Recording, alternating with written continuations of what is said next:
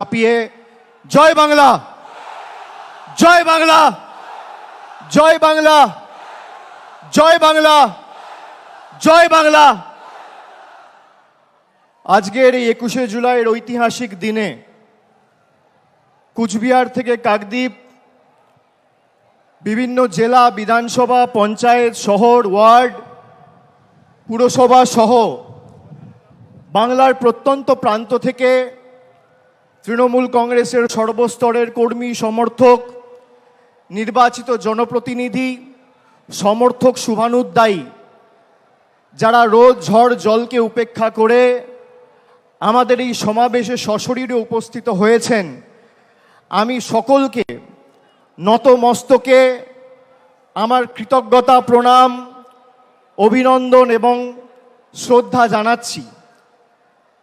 গুরু পূর্ণিমার এই পবিত্র দিনে আমার অগ্রজ এবং প্রবীণ যারা রয়েছেন তাদের সকলকে আমি বিনম্র চিত্তে আমার শ্রদ্ধা, কৃতজ্ঞতা জানাচ্ছি।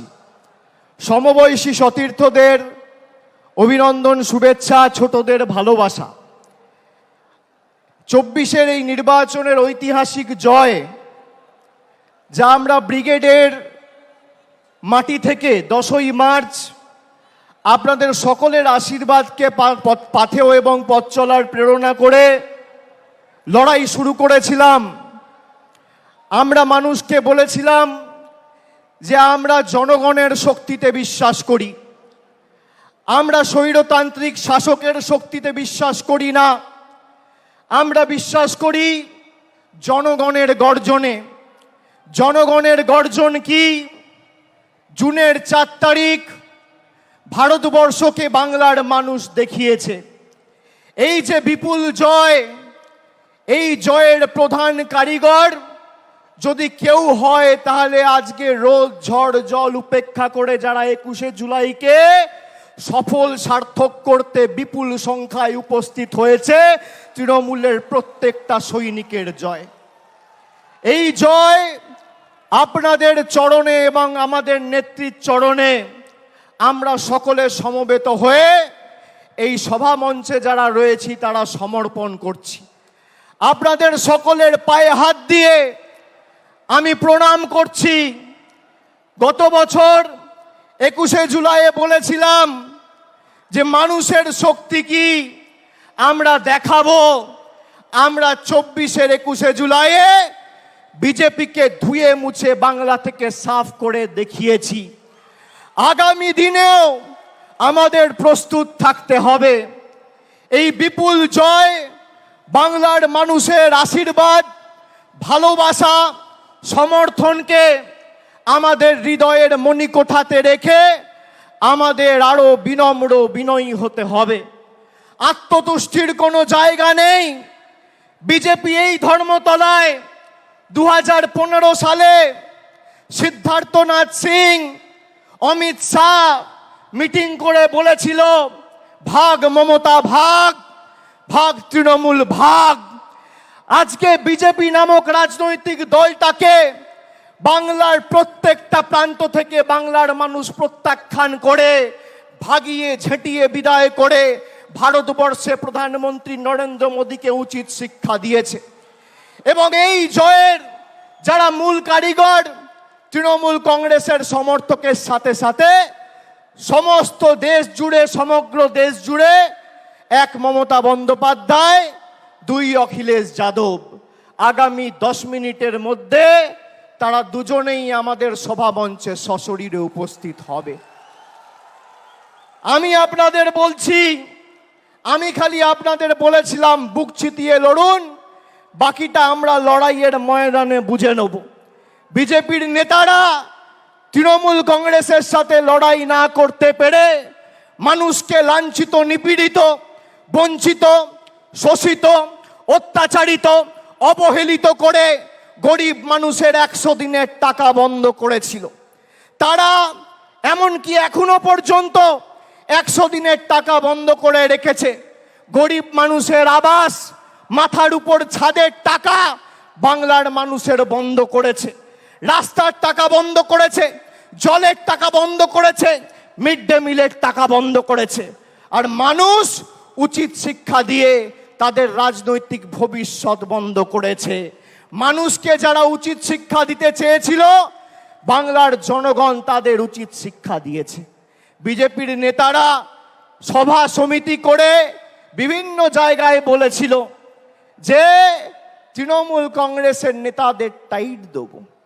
এদের কি করে টাইট দিতে হয় আমরা জানি।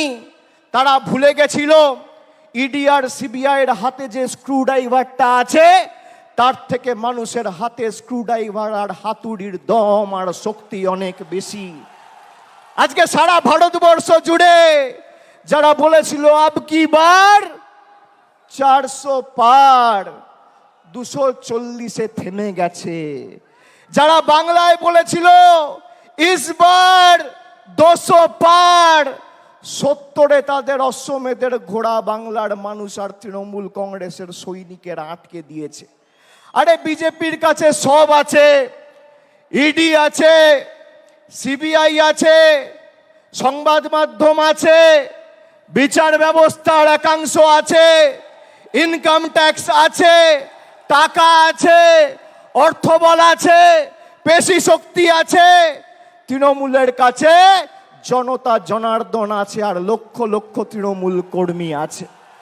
আসো জনতার দরবারে, জনতার ময়দানে লড়াই হোক। কার কত ক্ষমতা, কত ধানে কত চাল, মানুষ প্রমাণ করবে। 2014-এ কেন্দ্রে ক্ষমতায় আসার পর থেকে 10 বছর ধরে ইডি সিবিআই বিচার ব্যবস্থার একাংশ সংবাদ মাধ্যমকে ব্যবহার করে তৃণমূলকে ছোট করতে গিয়ে এরা বাংলাকে ছোট করেছে। আপনারা দেখেছেন এই নির্বাচনের 2 মাস আগে সন্দেশখালি করে যারা গলা ফাটিয়েছিল, 4 তারিখ ভোটের ফল বেরিয়েছে। আজকে 21-এ সারা দেশের কাছে বাংলাকে ছোট করেছিল। সেই সন্দেশখালি যেই লোকসভা আসনের অধীনে, সেই বসিরহাট লোকসভা থেকে 3,50,000-এর বেশি ব্যবধানে তৃণমূল কংগ্রেস জিতেছে। আমি ধন্যবাদ জানাই আপনাদের সাথে সাথে আমাকে যারা নির্বাচিত করেছে এই সভা থেকে। আমি ডায়মন্ড হারবারের প্রত্যেক মা বোন ভাইদের, যারা বাংলার মধ্যে সর্বোচ্চ ভোটে তৃণমূলের প্রার্থী মমতা বন্দ্যোপাধ্যায়ের প্রার্থী জোড়া ফুলের প্রার্থীকে জিতিয়ে নতুন অধ্যায় সৃষ্টি করেছে। যারা বলেছিল এবার তৃণমূল কংগ্রেস ডায়মন্ড হারবার থেকে 3 নম্বর হবে, তাদের বাড়া ভাতে ছাই দিয়ে আপনারা 7,10,900 ভোটে আমাকে ডায়মন্ড হারবার থেকে জিতিয়েছেন। আমি কৃতজ্ঞ আপনাদের কাছে। আমি আপনাদের বলতে চাই, এই লড়াই থেকে তৃণমূল কংগ্রেস 1 ছটাক জায়গা থেকে সরে আসেনি এবং 1 ইঞ্চি জমি ছাড়বে না। আগামী দিনের লড়াই আরো বৃহত্তর। আমাদের 26-এর জন্য এখন থেকে প্রস্তুতি নিতে হবে।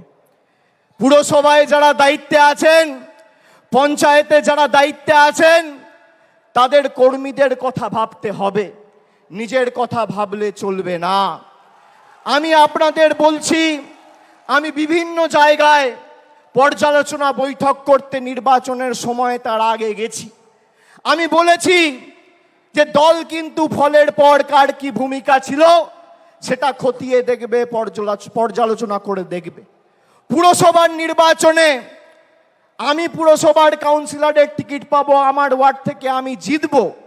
আর লোকসভা বিধানসভায় দল প্রত্যাশিত আর আশানুরূপ ফল করবে না, আপনার বিরুদ্ধে দল ব্যবস্থা নেবে, যত বড় নেতার ছত্রছায়ায় আপনি থাকুন। পঞ্চায়েতে আপনি টিকিট পাবেন, আপনি গ্রাম পঞ্চায়েতের প্রধান, উপপ্রধান, আপনি আপনার ভোটে জিতবেন। বিধানসভা লোকসভায় আপনি ভাববেন মমতা ব্যানার্জি এসে একটা মিটিং করবে, অভিষেক ব্যানার্জি এসে একটা মিটিং করবে, প্রার্থী জিতবে। গায়ে গতরে আপনি যে পরিশ্রম আপনার নির্বাচনে করেন, সেই পরিশ্রম প্রত্যেকটা নির্বাচনে করতে হবে। তার কারণ এই লড়াই শুধু মমতা বন্দ্যোপাধ্যায়ের আর তৃণমূল সৈনিকদের নয়, এটা বাংলার 10 কোটি মানুষের সম্মানের লড়াই। আর যারা ভাবছে যে আমরা আমাদের নির্বাচনে করব আর পার্টির অন্য নির্বাচনে তো পার্টির মতো বুঝে নেবে। আমি এই যে 1-1.5 মাস কোনো রাজনৈতিক কর্মসূচিতে আপনারা আমাকে দেখেননি, তার কারণ পর্যালোচনার কাজে আমি ব্যস্ত ছিলাম। আগামী 3 মাসের মধ্যে এর ফল আপনারা দেখবেন। 3 মাসের মধ্যে। আমি এক কথার ছেলে, কথা দিয়ে কথা রাখি। আমি বলেছিলাম 2021 সালের 21শে জুলাইয়ে যে যারা তৃণমূলে 21-এর নির্বাচনের আগে নিঃশ্বাস নিতে কষ্ট হচ্ছে, দম বন্ধ হয়ে আসছে বলে তৃণমূল ছেড়ে বিজেপিতে গেছিল, আবার যখন ফিরে আসতে চেয়েছে আমরা কয়েকজনকে দলে নিয়েছি। আমি কথা দিয়েছিলাম যারা দলে ঢুকছে তাদের কাউকে তৃণমূল কংগ্রেসের একটা সৈনিকের উপর ছড়ি ঘোরাতে দেবো না। 3 বছর পর আজকে তারা পারেনি। আমি আপনাদের বলছি, আমরা যতদিন আছি আপনারা গায়ে গতরে পরিশ্রম করে যেভাবে আপনারা দলকে প্রত্যেকটা নির্বাচনে জয় এনে দিয়েছেন, এই যে কোটি কোটি মানুষ, লক্ষ লক্ষ তৃণমূল কংগ্রেসের সমর্থক কর্মী বিজেপি টাকা দিয়ে কিনতে পারবে না, যত টাকা থাকুক। আমি আপনাদের বলেছিলাম বুথ পাহারা দিয়ে আগলে রেখে মানুষ যাতে নিজের ভোটটা দিতে পারে, বাংলার প্রতি বৈষম্যের বিরুদ্ধে, বঞ্চনার বিরুদ্ধে, সেটা আপনাদের সুনিশ্চিত করতে হবে। আপনারা করেছেন।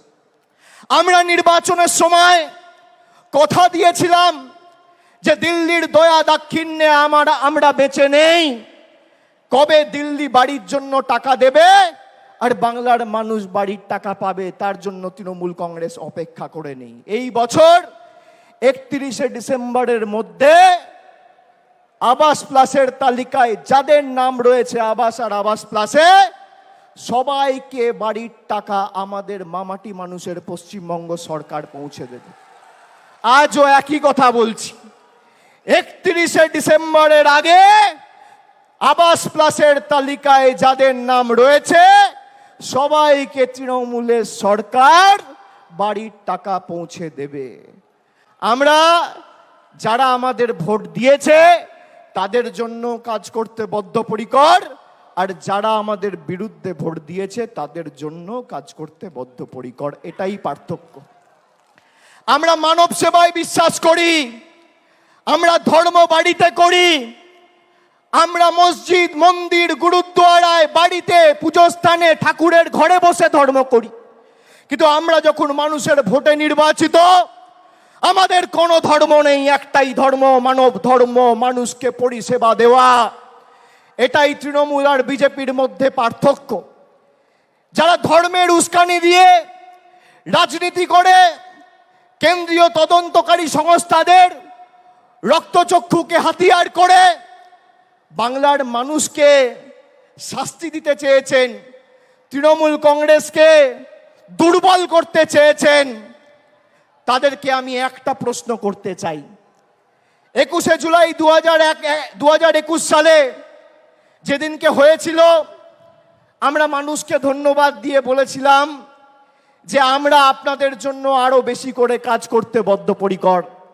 তার 1 বছর পরে 21শে জুলাই 2022 সালে, 21শে জুলাই যেদিন হয়েছিল তার পরের দিন পার্থ চ্যাটার্জির বাড়িতে ইডি রেড করে তাকে গ্রেপ্তার করে। যদি কেউ দোষ করে তার বিরুদ্ধে ব্যবস্থা হোক। আমরা কোনো দোষকে, কোনো অন্যায়কে প্রশ্রয় দিই না। কিন্তু এসএসসি কেলেঙ্কারি বা টেট, তথাকথিত এসএসসি বা টেট কেলেঙ্কারির নাম করে যদি পার্থ চ্যাটার্জির বাড়িতে রেড করে ইডি তাকে গ্রেপ্তার করে, তাহলে স্বাধীন ভারতবর্ষের সর্ববৃহৎ কেলেঙ্কারি নিট কেলেঙ্কারি, সেই নিট কেলেঙ্কারিতে প্রশ্নপত্র ফাঁস হওয়ার কারণে ইডি কেন ধর্মেন্দ্র প্রধানের বাড়িতে রেড করে তাকে অ্যারেস্ট করবে না? কেন এই রাজনৈতিক পক্ষপাত, দুষ্ট আচরণ, কেন এই দ্বিচারিতা? আমাদের শপথ নিতে হবে। এবার তো আমরা 29টা আসনে জিতেছি, আর 3টে আসন, একদিকে বালুরঘাট, একদিকে বিষ্ণুপুর, আর একদিকে পুরুলিয়া, 15-16 হাজারের ব্যবধানের নিচে আমরা 3টে আসন হেরেছি। আর রাজ্যসভায় আমাদের 13 জন সাংসদ আছে। তাহলে কত হলো? লোকসভায় 29 আর রাজ্যসভায় 13। 29 আর 13 42। আপনারা গর্বিত হবেন শুনলে, গর্ব অনুভব করবেন। রাজ্যসভা লোকসভা মেলালে ভারতবর্ষের 3য় রাজনৈতিক বৃহত্তর দলের নাম তৃণমূল কংগ্রেস। যারা বলেছিল তৃণমূলকে প্রাক্তন করব, জেলে ঢুকিয়ে দেবো, হাওয়া করে দেবো, সাফ করে দেবো, তারা আজকে নিজেরাই সাফ। আমি আপনাদের বলছি, আমি বারবার যেখানে সভা সমিতি করতে গেছি লোকসভার আগে, আমি বলেছি আমি মানুষের চোখের মুখের ভাষা বুঝি। এই যে বেলা 12টা, এখন কটা বাজে? 1টা। যারা 1টার সময় সভায় আসে, কারোর হাতে ছাতা নেই, কেউ মাথায় গামছা, কেউ রুমাল, কেউ টুপি, মাথায় ঢাকা দিয়ে বৃষ্টি ঝড় জল উপেক্ষা করে যারা আসে, তারা সিদ্ধান্ত নিয়ে আসে যে আজীবন তৃণমূল কংগ্রেসের সাথে থাকবো, বাংলার লড়াইয়ের সাথে থাকবো। তারা বক্তব্য শুনতে আসে না। আমরা ব্রিগেড করেছিলাম 10 দিনের ব্যবধানে। ফেব্রুয়ারির 27 না 28 তারিখ আমরাও ঘোষণা করেছিলাম, আর মার্চের 10 তারিখ আমরা ব্রিগেড করেছিলাম। একেবারে 42 জন প্রার্থীর নাম ঘোষণা করেছিলাম। আর বিজেপির তো প্রার্থী ঘোষণা করতেই লেজে গোবরে হতে হয়েছে। আমরা এক জায়গা থেকে 42 জন প্রার্থীকে দাঁড় করিয়ে মানুষের আশীর্বাদ চেয়েছি। আমরা বারে বারে বলেছি আমাদের কোনো দম্ভ ঔদ্ধত্য অহংকার নেই। আমাকে যদি মাথা নত করতে হয়, আমি মানুষের কাছে করব, খেটে খাওয়া শ্রমিকের কাছে করব, ছাত্র যুবর কাছে করব, মায়েদের কাছে করব, বোনেদের কাছে করব, 10 কোটি বঙ্গবাসীর কাছে করব। আমি বিজেপির স্বৈরাচারীদের কাছে মাথা নত করব না। এত চেষ্টা করেছে আমাকে আমার বয়স্ক মা, বাবা, স্ত্রী, ছোট্ট পুত্র, কন্যা, সন্তান কাউকে ছাড়েনি হেনস্থা করতে। আমি বলেছি গলা কেটে দিলেও জয় বাংলা বলবো, গলা কেটে দিলেও তৃণমূল কংগ্রেস জিন্দাবাদ বলবো। আমরা অন্য ধাতুতে তৈরি। তৃণমূল কংগ্রেস বিশুদ্ধ লোহা। সেই লোহাকে যত পোড়াবে, যত তাতাবে, সেই লোহা তত বলিষ্ঠ, শক্তিশালী, তেজি হবে। প্রয়োজনে দেব মোরা 1 নদী রক্ত, হোক না পথের বাধা প্রস্তুর শক্ত। অবিরাম লড়াইয়ের চির সংঘর্ষে আজকে স্বৈরাচারীদের পাহাড় টলছে, জনতার সংগ্রাম চলছে। আমরা শপথ নিয়েছিলাম যারা বাংলাকে ভাতে মারার, পেটে মারার ষড়যন্ত্র করেছে, শরীরের শেষ রক্তবিন্দু পর্যন্ত তাদের উচিত শিক্ষা দিয়ে বাংলার মানুষের সমর্থনকে পাথেয় করে এই লড়াইয়ের শেষ দিকে ছাড়ব।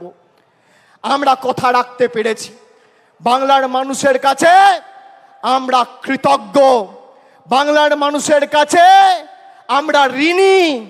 কিন্তু আগামীর লড়াই যদি আমরা ভেবে থাকি যে আগামীর লড়াইয়েও আমরা জিতব, তাহলে আত্মতুষ্টির কোনো জায়গা নেই। আমরা জিতব, কিন্তু এই জিত যেন 2016 থেকেও বড় হয়, 2021 থেকেও বড় হয়, 2024 থেকেও বড় হয়। এই আমাদের শপথ নিয়ে আজকে 21শে জুলাইয়ের মঞ্চ থেকে ফিরতে হবে।